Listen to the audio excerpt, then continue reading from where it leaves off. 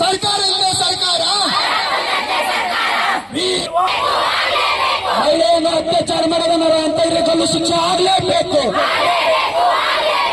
ಅತ್ಯಾಚಾರಕ್ಕೆ ಒಳಗಾದ ವಿದ್ಯಾರ್ಥಿನಿಗೆ ನ್ಯಾಯ ಸಿಗಲೇಬೇಕು. ಅತ್ಯಾಚಾರಕ್ಕೆ ಒಳಗಾದ ವಿದ್ಯಾರ್ಥಿನಿಗೆ ನ್ಯಾಯ ಸಿಗಲೇಬೇಕು.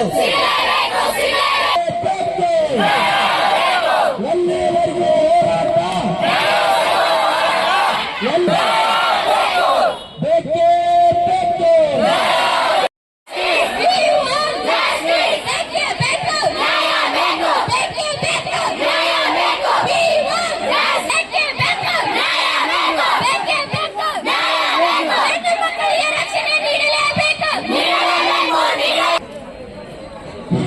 ದಯವಿಟ್ಟು ಎಲ್ಲರೂ ಸ್ಟೇಟ್ ಲೈನ್ ಆಗಿ ನಾವು ಯಾಕಂದ್ರೆ ಬಹಳ ನಾವು ಮಹತ್ವ ಕೊಡಬೇಕು. ಅದಕ್ಕಾಗಿ ದಯವಿಟ್ಟು ಯಾರು ನಿಂತ್ಕೋಬಾರ್ದು. ದಯವಿಟ್ಟು ಎಲ್ಲರಲ್ಲಿ ಕಳಕಳಿಯಾಗಿ ವಿನಂತಿ.